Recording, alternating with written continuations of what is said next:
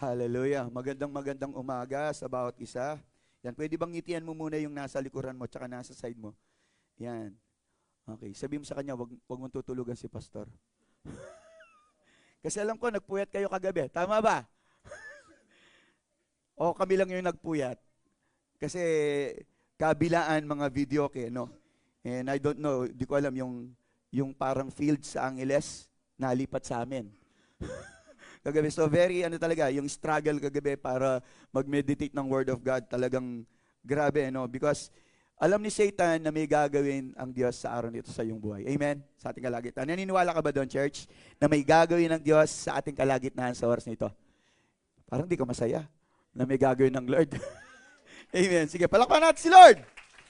Amen. Yan, nakala ko kasi gusto niyo uling kumanta. Gusto niyo pa ba uling kumanta? Ayan. Kakanta pa ba tayo, kuya? Sige nga, kanta nga tayo kasi gusto ko lang masyado konti. Ma-stretch na konti. Awitan natin si Lord. We want to see Jesus lifted high. Pwede ba tayo doon? Okay, sige, awitan natin ang ating Panginoon. We want to see Jesus lifted high, a banner that flies across. So, He is the way to heaven. Come on, listen pa. We want to see Jesus lifted high, a banner that flies across this. Amen. Saya. And oh, He is the way to heaven. We want to say, we want to say, we want to say, we want. Come on, lifted high. We want to say, we want to say, we want to see Jesus. Come on. We want to see Jesus lifted high, a banner that flies across this land, that all may not see the truth and know He is the way. Listen back. We want to see Jesus lifted high, a banner that flies across this land, that all may not see the truth and know He is the way. We want to say, come on. We want to say, we want to say, we want to see Jesus lifted high. We want to say, come on. We want to see, step by step. Step by step, we're moving forward. Little by little, taking ground. Every prayer is powerful weapon. Strongholds down, tumbling down and down and down and down. We want to see Jesus. Come on.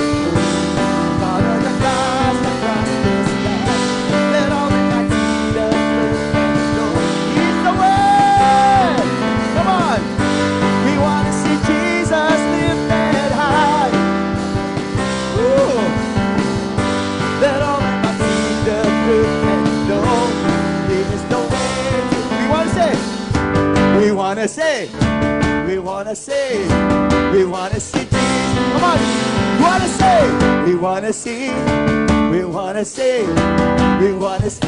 Let us step, step by step, moving forward, little by little, taking down every prayer, powerful weapon, sure goes down, tumbling down and down and down and down. We want to see Jesus lifted high, a banner that flies across this land, that all men might see the truth. He's the way to heaven. We want to say, we want to say, we want to say, we want to see, we want to say, we want to say, yes Lord, we want to say, Jesus, Jesus lifted high. Amen, amen, amen. Sige po, tayo po'y makakaupo. And you know what, church, bakit natin inawit today yon? It is because maybe how many second or how many minutes or hour, weeks or and months, no, maaari nating makita ang ating Panginoon. Amen. Do you believe on that? Okay.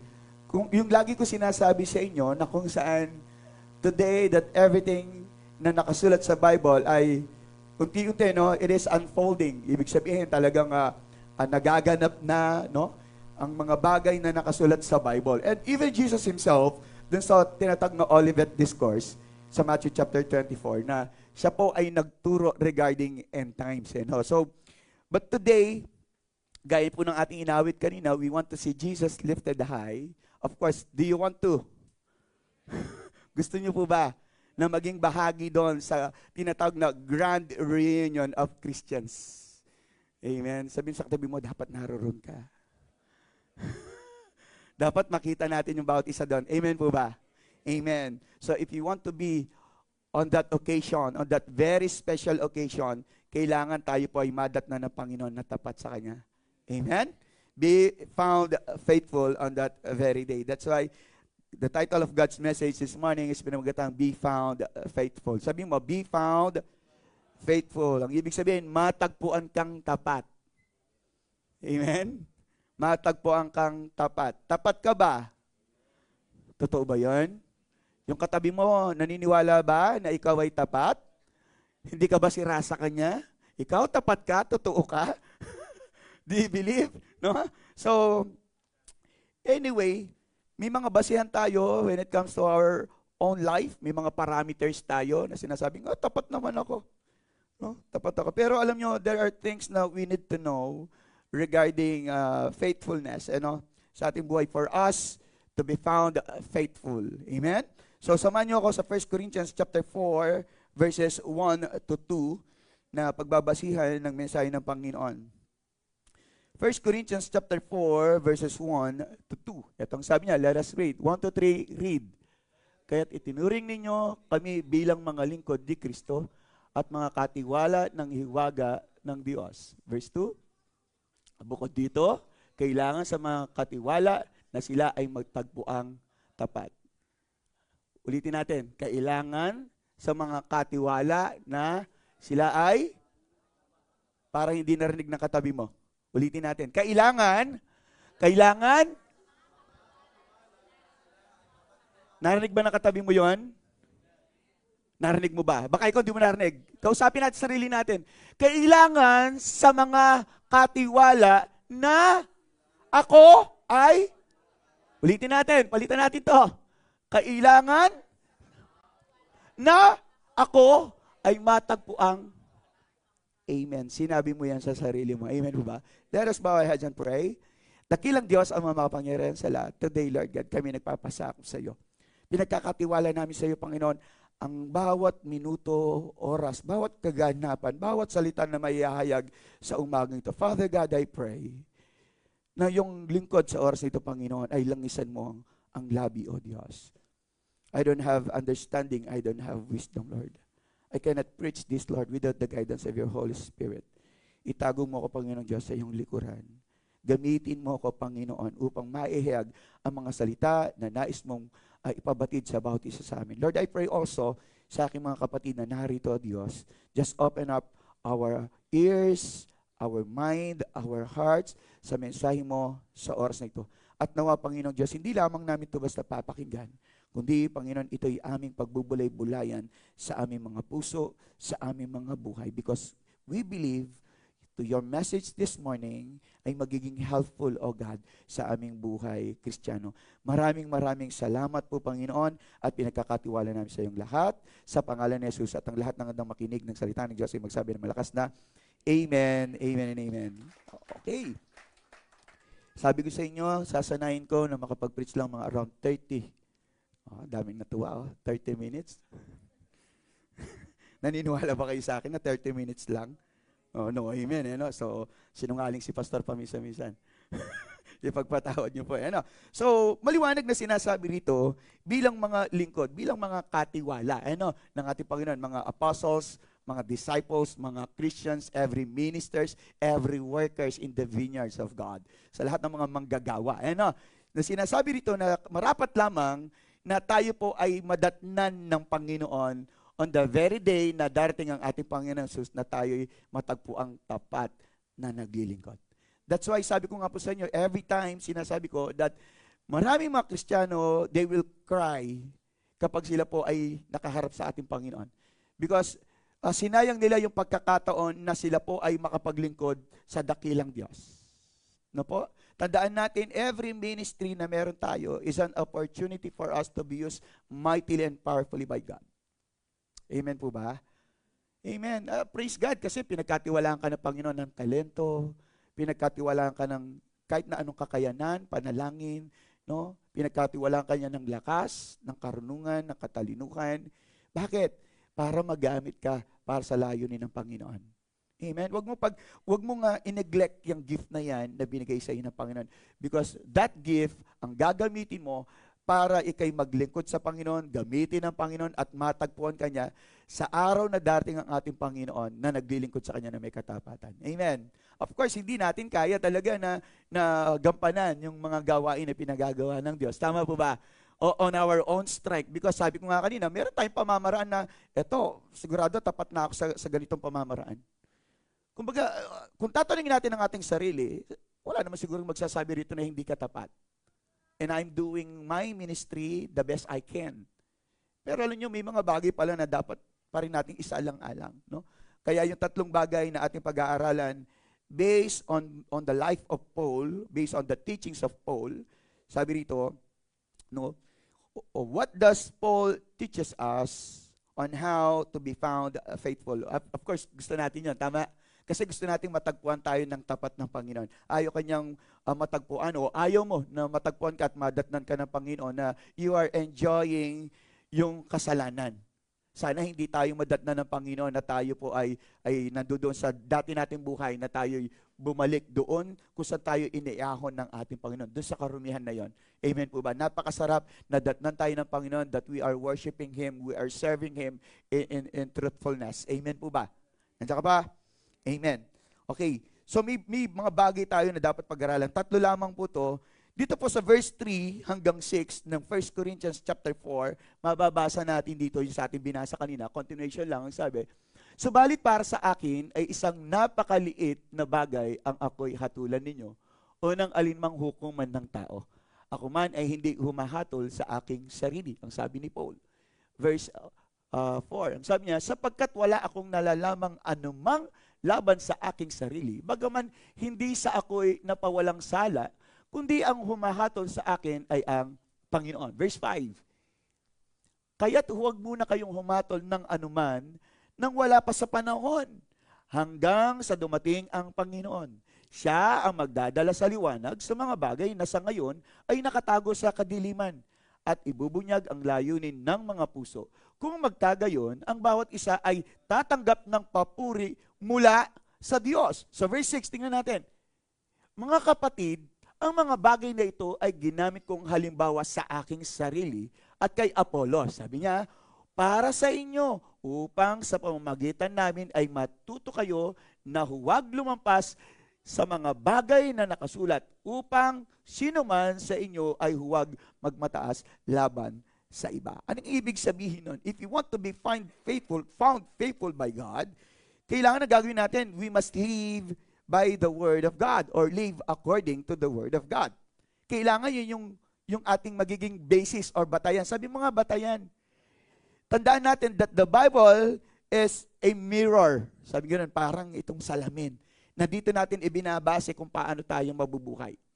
Kaya nga sabi ng Panginoon, no, sa mga previous na pinag-aralan natin, ang sabi niya, huwag mawaglit sa iyong mga labi, no, ang salita ng Diyos, upang nang sa ganon ay magampanan mo yung mga bagay na pinagagawa sa iyo ng Diyos. That's why we need the Word of God. Maaring ikay naglilingkod sa Panginoon, no? Pero ang paglilingkod mo ba ay totoo? Maaring sabihin natin, tama ang maglingkod sa Panginoon, pero ang hinahanap ng Panginoon ay yung totoong paglilingkod. No, kanyo po ba? Kailangang makita ng Panginoon yon sa atin. At mayroong sinasabi rito ng mga tao na kung saan ang kanilang paglilingkod ay humihigit or sumosobra, lumalampas sa kung ano yung nakasulat. Kaya nga sa verse 6, merong word doon, merong phrases doon, merong sinabi doon na let us not go beyond what is written. Do not go beyond what is written. Ang sabi niya, huwag lumampas sa mga bagay na nakasulat. Kasi ang gusto ng Panginoon, specific. Sabi mo nga specific. Yung specific service, yun ang gusto ng Panginoon. Kung ano lang yung pinagagawa sa'yo, gawin mo. Do not go beyond doon sa hindi pinagagawa ng ating Panginoon. Nandiyan ka pa ba, church? So, we must live by the Word of God. Alam nyo, kahit nasobrahan mo yung paglilingkod mo sa Panginoon, kahit gawin mo na ang lahat ng mga bagay dito sa church, kapag hindi pinagagawa ng Diyos sa iyon, huwag mong gagawin. Naku ha? Kasi merong specific na pinagagawa ang Diyos sa atin. Tandaan natin that God is an specific God. Kaya nga po itong si Haring Saul, sa panahon ni na David, ay siya po'y inutusan ng Panginoon na kapag siya'y maghahandog, ang sabi sa kanya, Saul, sabi ni Propeta Samuel, hintayin mo ako bago ka maghandog sa Diyos ng mga nakulimbat o yung mga na-plunder nila sa kanilang mga kalaban. Pero anong ginawa nitong si Saul? Inunahan niya na siya'y maghandog at hindi na niya inintay itong si Propeta Samuel. Hindi na niya hinintay si Samuel. So ano nangyari? Nagalit ang Diyos sa kanya. Nagalit ang Diyos sa kanya. Bagaman magandang ginawa niya because he is sacrificing something to God na napakagaganda ng kanyang inihandog. But then again, hindi nagalak ang Diyos sa kanyang buhay. Bakit? Hindi siya naging faithful. Kaya dapat ang bawat gawa natin, ang bawat paglilingkod natin, let's see to it that it is based on the Word of God. Nakita niyo po ba si Noah? Ang sinabi ng Panginoon sa kanya, Noah, gumawa ka ng malaking daong. Ito ang taas, ito ang haba, ito ang lawak, ito ang gagamitin mong materyales, dito mo ilalagay yung pinto, yung bintana, ito yung ipapasok mo. Everything, it is specific. Even si David, nung pinagawa sa kanya yung temple, no? At kay Haring Solomon, same thing. It's very specific. Bagaman meron silang mga gustong idagdag na mas makakaganda, pero hindi doon nagagalak ang Panginoon. Kasi ang gusto ng Panginoon ay yung tapat na naglilingkod sa Kanya. Because I believe tayo pong lahat, gusto mo na yung mga kausap mo, yung mga inutusan mo, gusto mo maging tapat sila. Tama po ba? Halimbawa, pinabili mo lang yan ng pagkain. Let's say, sabihin natin, 1 kilong bigas lang, ginawa niyang 2 kilo. Magagalit ka doon. Kasi kung ano lang yung inutos mo, dapat yun lang. Ganun ang ating Panginoon. We must know how to follow God's commandment. Yun ang tinitingnan niya eh. Bagaman sa palagay natin, Lord, parang may mas maganda. Bakit? May mas maganda pa ba sa pinag-uutos ng Panginoon? May mas maganda pa ba sa salita ng Diyos? No, because God knows everything. Kaya kapag sinabi ng Panginoon, eto lang ang gagawin nyo, eto yung nakasulat, then we must do so. Yun lang. Wala na tayong gagawin. Let us not go beyond. Okay po ba yun? Church, nandiyan ka pa ba? So isang bagay yun na dapat nating matutunan. 1 Corinthians 3, tingnan natin. 1 Corinthians 3, 10 to 15, ang sabi niya rito, ito yung isang bagay na napakaganda. 1 Corinthians 3, sabi niya, ayon sa biyaya ng Diyos na ibinigay sa akin, nagsabi ni Paul, na tulad sa isang matalinong tagapagtayo, inilagay ko ang pinagsasaligan at iba ang nagtatayo sa ibabaw nito. Dapat ingatan ng bawat tao ang pagtatayo niya sa ibabaw nito o yung paggawa. Ibig sabihin. Verse 11. Sapagkat sino man ay hindi nakapagpapalagay ng ibang, makapaglalagay ng ibang saligan. Sabi nga na, walang sino man ang makapaglalagay ng ibang saligan o pundasyon. Ay ang ibig sabihin, kung ano lang sinabi ng Panginoon, maliban sa nakalagay na ito'y si Kristo Jesus. Nakanyo po ba? Kaya nakita natin yung ibang mga pananampalataya. Meron na silang Jesus, meron pa silang Mary, meron pa silang San Nicolas, may San Jose, may San Pedro. Ang dami nila, di ba? They go beyond. Na parang sinasabi lang, mas matatag ako niyan, mas ligtas ako. Bakit? Ang dami nila eh. But you know what? Jesus is enough. Sabi mo nga, Jesus is enough. Sapat na si Kristo para tayong maligtas. Amen? So, ang sabi niya rito sa verse 12, subalit kung ang sinuman ay magtatayo sa ibabaw ng saligang ito ng ginto, pilak, mahalagang bato, kahoy, dayami, pinaggapasan. Verse 13, ang gawa ng bawat isa ay makakayag sapagkat ang araw ng pagbubunyag nito, sapagkat ito ay mahayag sa pamamagitan ng apoy, at ang apoy ang susubok kung anong uri ng gawain ang ginawa ng bawat isa. Everything that we have done, no, ay ito, kumbaga isasalang ng Panginoon, idadaan niya yan sa apoy upang ito'y subukin. Kung ito'y magtatagal, hindi masusunog, praise God. Pero kung ito'y nasunog, ito'y mababaliwala. Na po, ito yung sinasabi ng Panginoon. That's why, ang mananatili lang naman ay yung mga gawa natin na ayon sa salita ng Panginoon. Remember what the Bible says, heaven and earth will pass away, but the word of the Lord will not pass away. That's why yung mga bagay na ginawa lang natin, na ayon sa salita ng Diyos, ito yung talagang mananatili lamang. No? Okay, punta tayo 14. Sabi niya sa 14, kung ang gawa ng sinumang tao na kanyang itinayo sa ibabaw ay manatili, siya ay tatanggap ng gantimpalang. Sabi niya, napakaganda na, no? 15. Ano sabi niya, last verse? Kung ang gawa ng sinumang tao ay matupok, siya ay malulugi. Bagaman siya ay maliligtas, ngunit tanging sa pamamagitan ng apoy. Yun ang sinasabi niya. No? So, isang paalala yan sa atin. Kaya nga, napakahalaga that the Word of God must dwell in our hearts, in our life. Kailangan saan man tayo pupunta, no, ano man yung gagawin natin, kailangan it must according to the Word of God. This is our manual para magampanan natin kung ano yung pinagagawa ng Panginoon. Nandiyan ka pa ba? So live by the Word of God. Pangalawa, ang sabi niya, dito sa verse 8 and 9, sa 1 Corinthians chapter 4, ang sabi niya, 1 Corinthians chapter 4, verse 8 and 9. Okay. Sabi niya rito, kayo ay mga busog na, kayo ay mayayaman na, kayo ay naging mga hari nang wala kami. Ibig ko sanang kayo ay maging hari upang kami rin ay maging haring kasama ninyo. Verse 9. Sapagkat iniisip ko na kaming mga apostol ay ipinakita ng Diyos sa kahuli-hulihan sa lahat, kagaya ng mga taong nahatulang mamatay, sapagkat kami ay naging panuorin ng sanlibutan ng mga anghel at ng mga tao. So, makikita natin dyan that they were led by the Holy Spirit. So, isang bagay yon, no? Iba kasi yung salin dito, no? Dito sa English, sabi niya, at already you have all you want, already you have become rich. Sabing ganun. You have become kings, and that without us. How I wish that you really had become kings, so that we might be kings with you.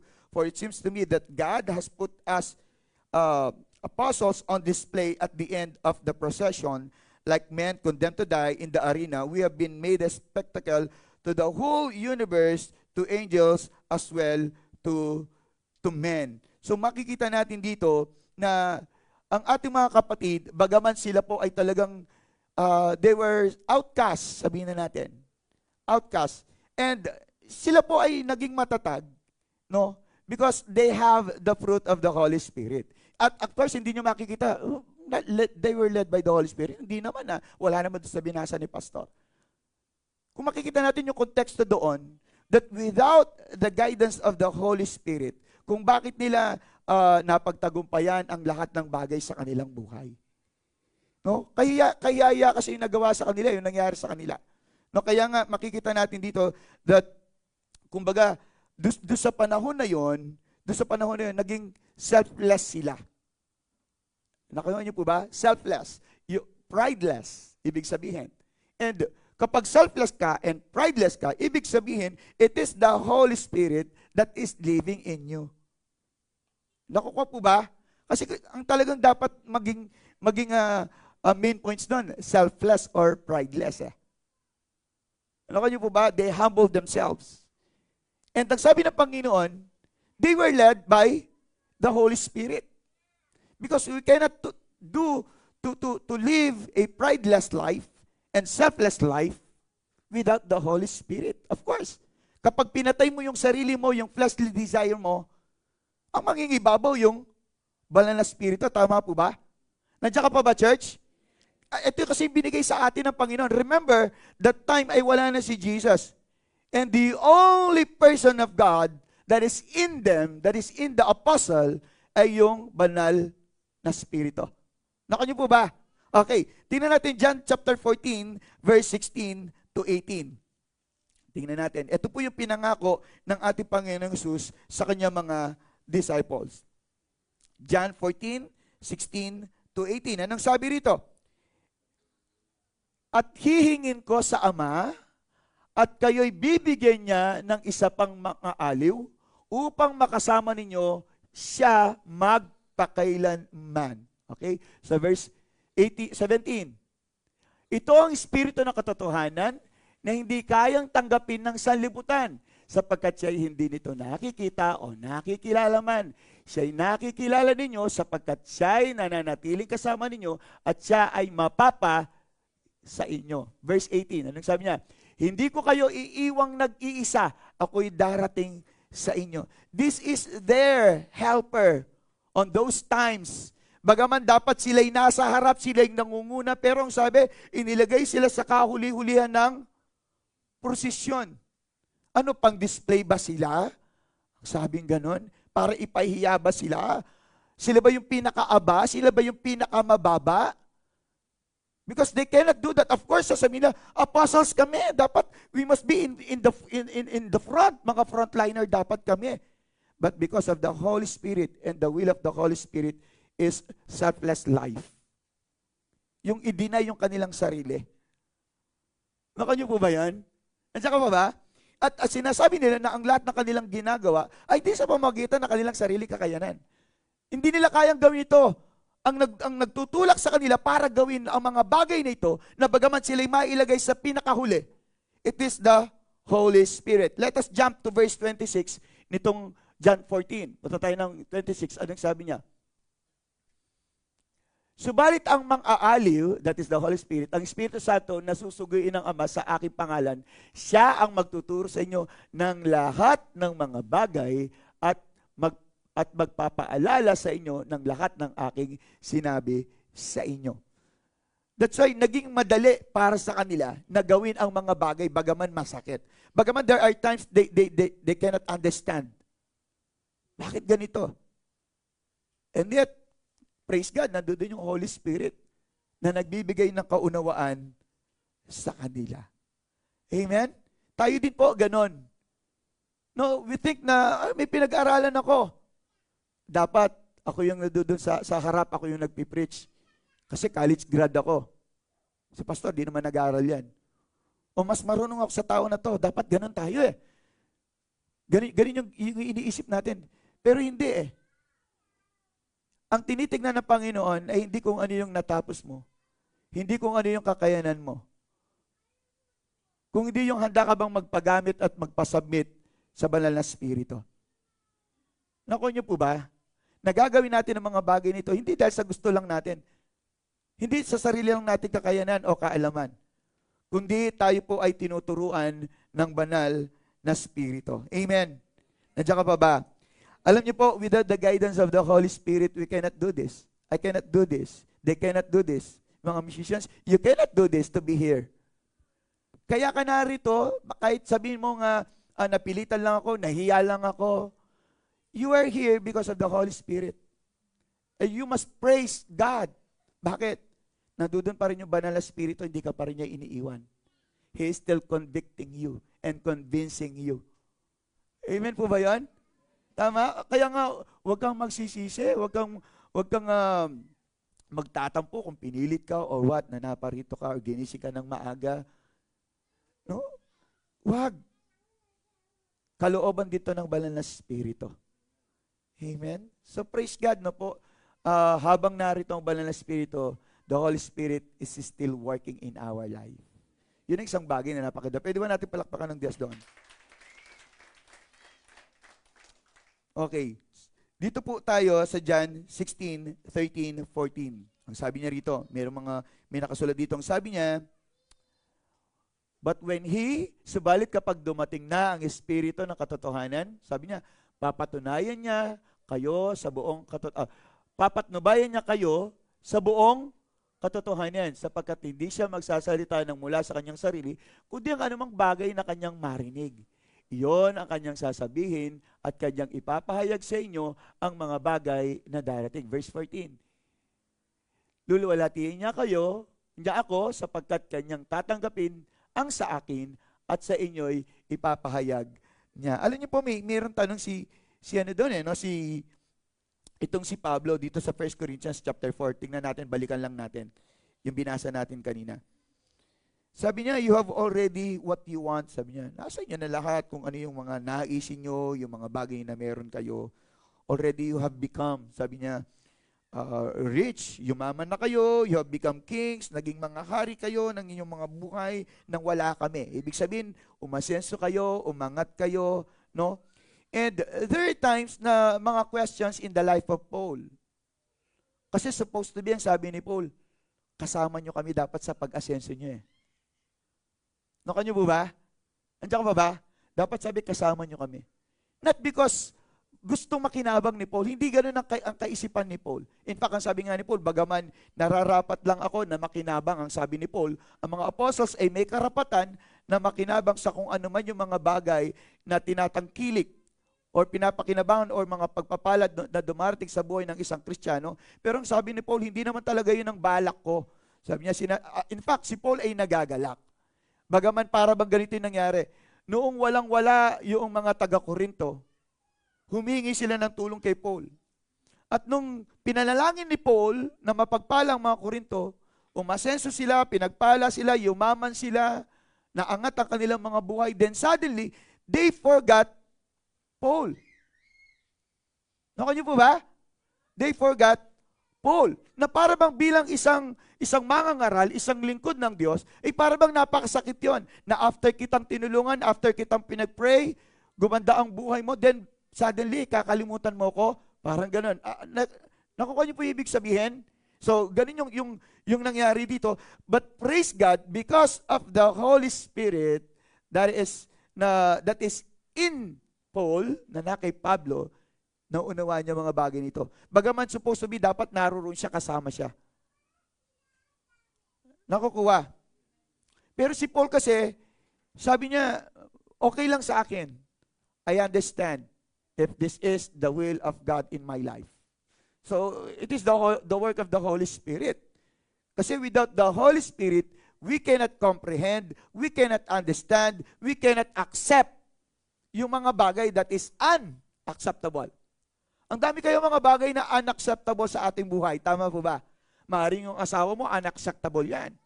Talagang ayaw ko talagang tanggapin to, pastor. Sa totoo lang, napilitan lang ako. Nagpapilit ka naman. No, nagpapilit ka na yan. Alam nyo, napakabuti ni Paul no? Because isa sa mga bagay na sinabi niya, yung kaisipan ni Pablo dito sa Galatians chapter 2:20, ang sabi niya, kaya't hindi na ako ang nabubuhay. So ang nabubuhay ngayon kay Pablo ay ang banal na spirito, ang ating Panginoon Jesus. Kaya hindi na ako ang nabubuhay ngayon, kundi si Kristo na. Sabi mo, si Kristo nang nabubuhay sa akin. Tunay ba yon? Si Kristo ba talaga yung nabubuhay na ngayon sa inyo? So if Christ lives in you, then you must be led by the Holy Spirit. Nakukuha? Dapat ang banal na spirito na ang nangunguna sa atin. Okay? Sabi niya ganoon. Kaya hindi na ako ang nabubuhay ngayon, kundi si Kristo nang nabubuhay sa akin, at ang buhay ko ngayon sa katawan ay ikinabubuhay ko sa pamamagitan ng pananampalataya sa anak ng Diyos na nagmahal sa akin at naghandog ng kanyang sarili para sa akin. Makita natin ang buhay ni Pablo, hindi na nakasalalay sa mundong ito.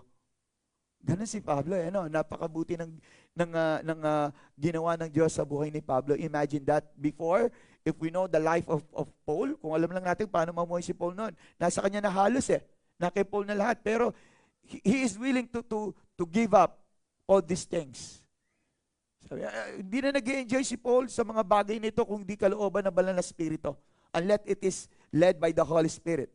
Kapag ito'y pinagkaloob ng banal na spirito, yes, sabi ni Paul, Gusto ko yan. Kasi kung ang mga bagay nito ang magiging dahilan para hindi maging tapat si Paul sa kanyang paglilingkod. Para kay Paul, everything that will hinder his faithfulness to God, ang sabi niya, I am willing to give it up. Kaya mo bang i-give up yung mga bagay na nagdudulot ng paglayo sa Panginoon? Can you give up? Kaya mo bang ialisin yon? Talikuran yon yung mga bagay na nagiging dahilan para hindi ka makapaglingkod ng tapat sa ating Panginoon? Ang hirap no? Hindi natin, we cannot do that. Pero kapag nasa atin ang banal na Espiritu, we can. Yun ang isang bagay na gusto ng Panginoon.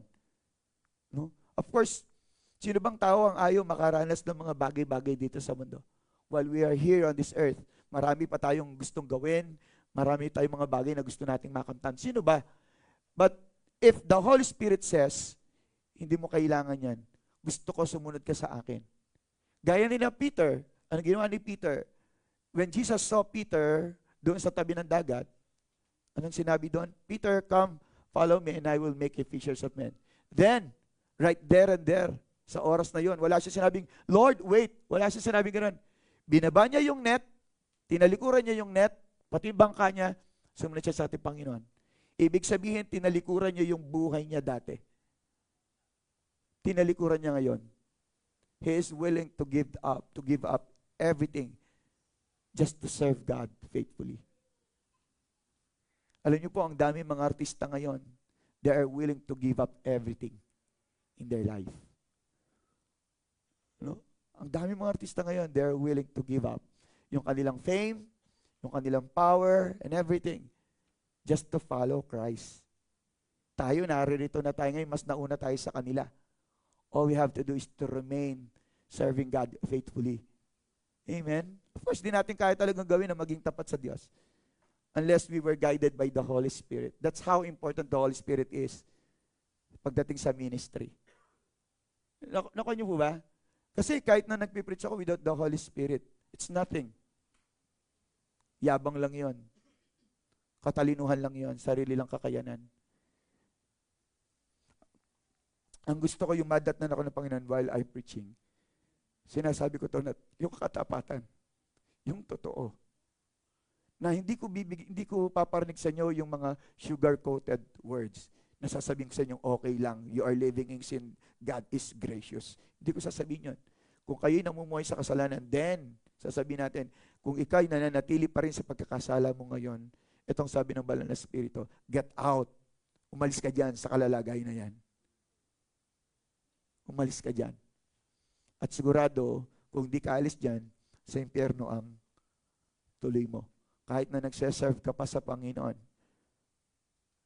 kahit pastor ka pa, pero namumuhay ka sa kasalanan pa rin, na hindi alam ng mga tao, na hindi alam ng member mo. It's between you and God alone.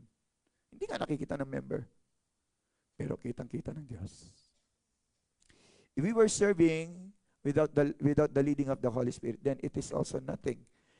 Nagda-drums ka, nagki-keyboard ka, nagigitara ka, umaawit ka without the leading of the Holy Spirit, and you are serving God the way you want to serve Him, on your own way, on your own means, on your own idea and feelings and understanding.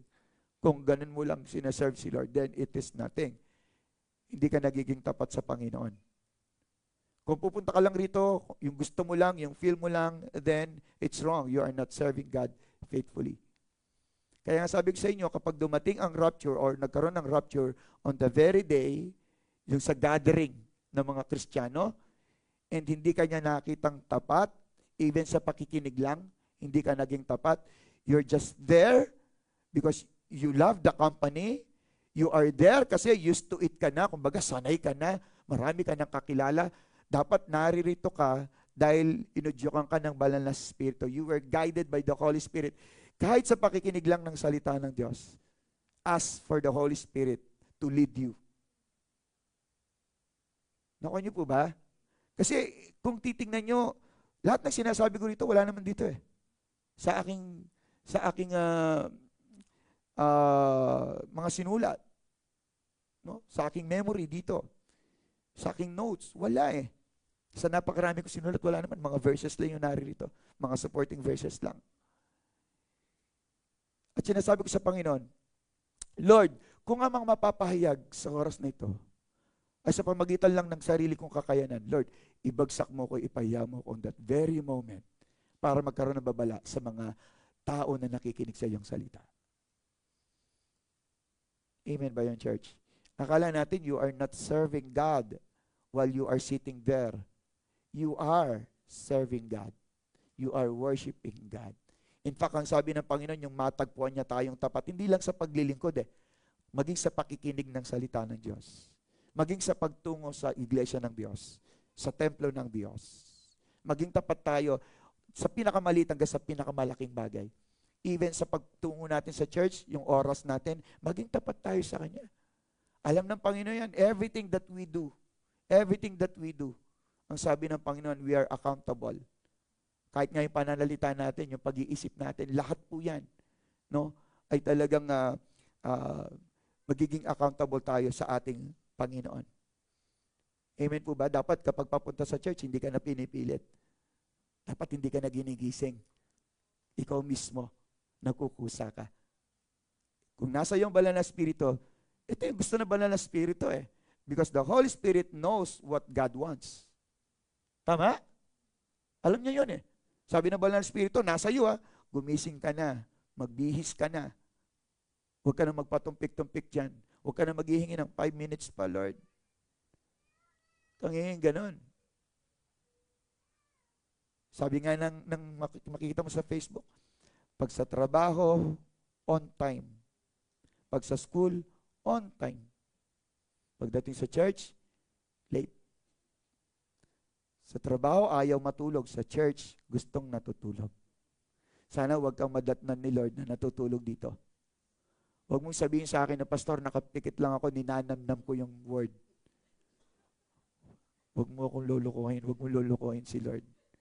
Amen? Nandiyan ka pa ba, church? Okay. Ang sabi ng Panginoon, no one can serve two masters. Amen? Our master is the Holy Spirit. Amen po ba yan? Ang ating Diyos. So, let us devote ourselves to the Holy Spirit. Kasi yun ang ibinigay sa atin ngayon ng ating Panginoong Jesus.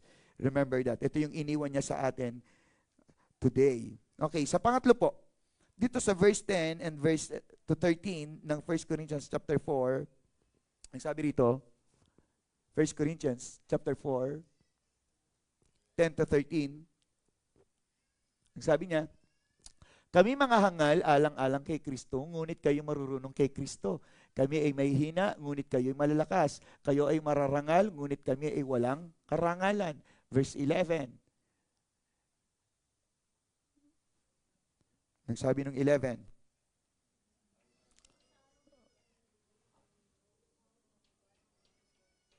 Amen. Verse 12. Ano sabi niya? At kami gumagawa sa pamagitan ng sarili naming mga kamay, bagaman nilalait, kami ay nagpapala, bagaman inuusig, ay nagtitiis kami. Verse 13.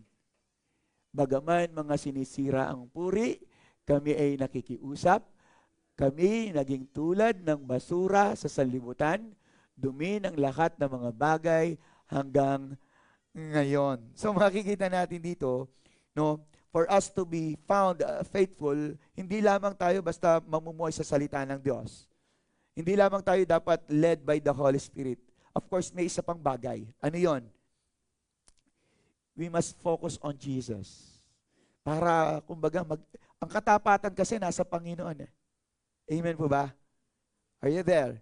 So, makikita natin, we must focus our eyes or fix our eyes on Jesus. Yun yung sinasabi ng Bible. No? Punta tayo sa Hebrews 12. Anong sabi doon? Alam naman natin itong verse na ito. Lahat tayo. Ang sabing ganon, Hebrews 12:2, sabi, ito yung mayroong pag-anyaya. Ang sabi, pagmasdan natin si Jesus na siyang nagtatag at nagpasakdal ng ating pananampalataya na dahil sa kagalakang inilagay sa kanyang harapan ay tiniis niyang krus, hindi inalintana ang kahihiyan at siya'y umupo sa kanang trono ng Diyos. Nakuha niyo po ba? This is the same thing that Paul experienced and the other apostles. Doon sa binasa natin kanina sa 1 Corinthians 4, 10 to 13. Naging dumi nga daw sila Tinalikuran sila, inalipusta sila. Nakita natin. Pero ano yung iginanti nila? Ano yung ginawa nila? They did not retaliate o fight back. Hindi sila gumante. Alam niyo po, sabi nga nung aking pamilya kanina, mag-i-invest daw sila ng sound system. Bakit? Kasi nga kagabi, doon sa side namin, kantahan. Sa side namin dito, kantahan. Hindi kami makatulog. No, ang iingay nila sometimes umaabot ng madaling araw. So, ang kailangan lang gawin is bumili ng malalaking speaker, mixer, at pakabugin yung aming lugar doon. No? Siguro kapag kumanta siguro si Sister Che, baka sabihin nila, aga naman ang pabasa dyan. No? So, well, of course, kung titignan natin si Jesus, we will not be affected on these things. Tama ba yan? Kailangan, kung si Jesus lang ang titignan mo, wala yan. Kumbaga, distractions lang to eh. There will be more distractions. And the purpose of distraction is to distract us. Wala namang purpose ng distraction kundi to distract eh. Tama po ba? Meron ba yung distraction para ikaw ay patayin niya? Siguro somehow, it will lead to death. Pero, most of all, is to distract you. Of course, kagabi, ang hirap kaya, no? Naggagawa ka ng message. O grabe, ang ganda pa naman ng boses ng kabilang bahay namin. Sabi ko, ire-recruit natin yan. Kakausapin natin yan. Ayun, mga kapitbahay na sila malo. Ewan ko kung narinig nila yung sound system. Lalo na sa harap nila malo.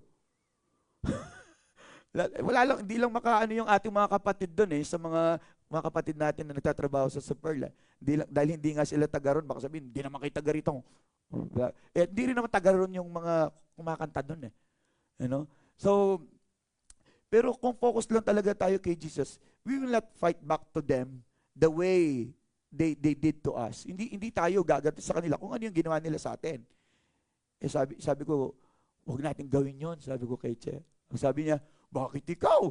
Nung minsan, nagpatugtog ka, nilakasan mo din. Eh, grabe naman, pader lang yung pagitan namin, ang lakas. No, ang lakas talaga. Ginawa ko, nagpatugtog din ako ng praise and worship songs. Eh, tumigil sila, eh, tinigilan ko rin. Kasi gumagawa pa rin ako ng message. Alam niyo ba, doon sa lugar namin, ang tindi ng kalaban. Kung kailan ka magme-meditate, at saka ka, may sound system. Sabi ko nga po sa inyo, si Papa Dudut the whole day. The whole day si Papa Dudut doon. Kaya ang dami kong alam na istorya, gusto kong ikwento sa inyo. Grabe, istorya ng Rapi. Ang dami kong gustong ikwento sa inyo. Grabe. Pero, I need to focus on God. No, nandun yung distractions. Kasi kapag na-distract na tayo, then, hindi na tayo ngayon magiging matatagpuan, hindi na tayo magiging tapat. Maaring hindi tayo matagpuan ng Diyos na tapat. Kasi nagpa-distract ka eh. Tama po ba yan? Eh, ang tao pa naman gusto niya nagpapa-distract. Ikaw kasi eh. Dinistract mo ko. Tandaan natin, kapag tayo marap sa Panginoon, you cannot point to someone, no, you cannot blame someone and point your fingers to someone. Yung sasabihin, siya kasi Lord, inayaan niya kasi ako, nilibre niya kasi ako eh.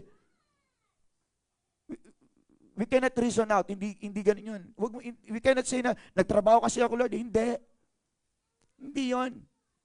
Kahit nasabi mong, Lord, tama naman ginawa ko ah. Nag-work ako para sa family ko. Pero still, ang sabi ni Lord, 1 week, o 6 days you can work.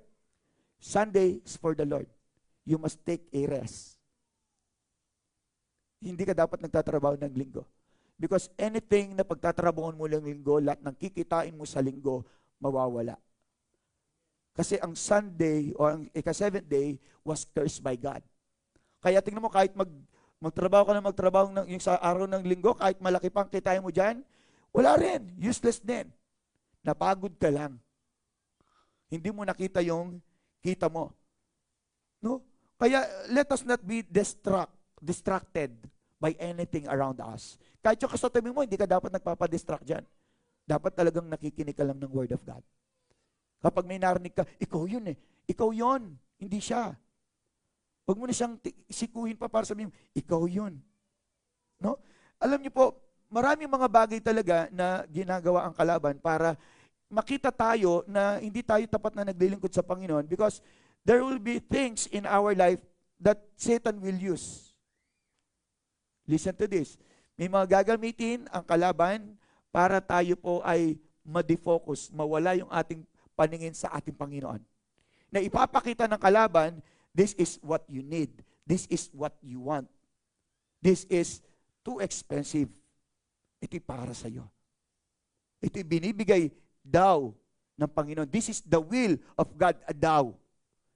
Tandaan natin, everything na kinukonsider natin na mga bagay na will of God, kapag ito ay nakakaabala sa ating paglilingkod sa Panginoon, then it is not the will of God. Kapag ang mga bagay nito na meron tayo ay nakapaglalayo sa atin sa Panginoon, then it is not the will of God. Kapag ang mga bagay nito ang nakapanghihina sa atin, then it is not the will of God. Kapag will of God yan, ang ibig sabihin, ito'y lalong makapagpapalapit sa iyo sa ating Panginoon. Mas lalong makapagpo-focus ka sa ating Panginoon. Pag nawawala ang focus mo sa Panginoon, sa pamagitan ng mga bagay na meron ka, then it is not the will of God. Alisin mo yon. Layuan mo yon. Nakanyo po ba? Kasi ang nais ng Panginoon is, kapag dadating siya, makita niya na sa Kanya lang tayo nakatingin. Bakit? Kasi ang sabi ng Panginoon, in a twinkle of an eye, in a blink of an eye, sa isang kisap mata, darating ang Panginoon eh. Mabilisan lang yun eh. Yung rapture, ganun lang. Yung pagpikit lang na ganun, yung pinakamabilis pa. Ganun lang eh, parang kidlat lang na napakabilis. Ganun darating ang ating Panginoon. At ang gusto ng Panginoon talaga, nakafocus tayo sa Kanya. Andiyan ka ba? Hello? Ganun lang yung gagawin natin. Kailangan focus ka lang. Tingnan niyo po yung Ephesians 1:3, ang sabi niya, praise be to God and Father of our Lord Jesus Christ, who has blessed us in the heavenly realms with every spiritual blessing in Christ. Kaya nga wala ka nang hahanapin pang iba aside from Christ. Kasi lahat ng mga pagpapala na kinakailangan ng isang Kristiyano o ng isang lingkod ng Diyos ay binigay na sa Kanya. Naku niyo po ba? Para hindi na raw natin hanapin sa iba. Are you there? Ganyan ang sinasabi ng Panginoon. Purihin nawa ang Diyos at Ama ng ating Panginoong Jesucristo na siyang nagpapala sa atin kay Kristo ng bawat pagpapalang espiritual sa sangkalangitan. Binigay na lang Diyos lahat para sa atin for the purpose of serving God. Naku niyo po ba? Hello? For the purpose of serving God. That's why you cannot say, hindi ako marunong mag-pray, wala akong alam, mahina ako, nahihiya ako. You cannot say that. Ibinigay na ng Panginoon lahat. Yung mga pangangailangan natin. All you have to do is to say, yes, Lord. Amen. Yun lang naman ang sasabihin mo sa Panginoon eh. You know what? It is a blessing, no, na tayo po ay magpagamit sa Panginoon. Tandaan niyo yan. It is a blessing. Hindi ito pahirap na para bang pag na-assign ka ng ikay mag-share, mag-exhort, para bang yung buhay mo gumuho na. Nanginig ka na, 1 week pa lang, ikaw pa, 1 week pa yon. Ikaw yung mag-share ng Wednesday, hindi ka na makatulog. Hello, bakit mag-pray ka lang? Pawis ka na, paano kaya? Parang ayaw mo halos dumating yung oras na yon na ikaw yung mag-share sa harap. I don't know why. I don't know why. Bakit natin tinatalikuran yon? No need for you to be afraid, to be frightened. Tingin mo lang yung paningin mo kay Jesus. Sa Kanya ka lang mag-focus. At sasabihin mo sa mga nakikinig, wag po kayong tumingin sa akin, kay Jesus po kayo tumingin. Di ba? Ganun lang naman kadali. Wag po kayong titingin sa akin, kay Lord lang kayo titingin. O kung gusto niya naman, wag kayo dito, doon kayo sa likod habang dito nakarap yung mga audience. Walang nakatingin sa iyo. No po? So, tandaan natin, these three no, na kinakailangan natin. Again, number 1 is this, to live by the Word of God. Okay? To be led by the Holy Spirit. And then, yung eyes on Jesus or be focused on Jesus. Ito lang naman po yung mga bagay natin para talagang magampanan natin ng tama, no po, yung lahat ng pinagagawa ng Panginoon. Bagaman mahirap, wala namang madali eh. Tama po ba? Wala namang madali. Alam ko yung iba sa atin dito, talagang struggle magpapayat. Walang madali. Kasi mamimili kang sarap kumain, tapos ang sabi ng isip mo, takbo ka, takbo, takbo, lakad, lakad, lakad, exercise, diet. Pero ang sabi ng bunganga mo, kain, kain, kain. Ang hirap no, nagtatalo. Eh, no? Sino ba yung susundin natin? Yung mas nakatataas o yung nakakababa?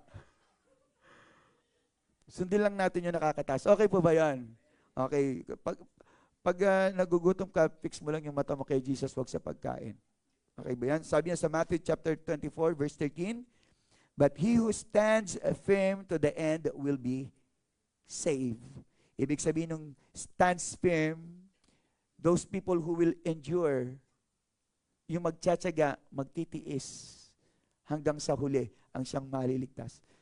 Allow God, no? Let us allow ourselves to do the will of God in our life. Let us run the race. No, let us serve God faithfully. Ang sarap na madatnan tayo ni Lord na faithful tayo naglilingkod sa Kanya. Amen po ba? Again, it is an honor and privilege to be used mightily, no, sa gawain ng Panginoon. Kaya wag mong ayawan na kapag ikaw po ay binigyan ng ministry, love your ministry because you love God. Amen. Pwede ba tayong lahat tumayo?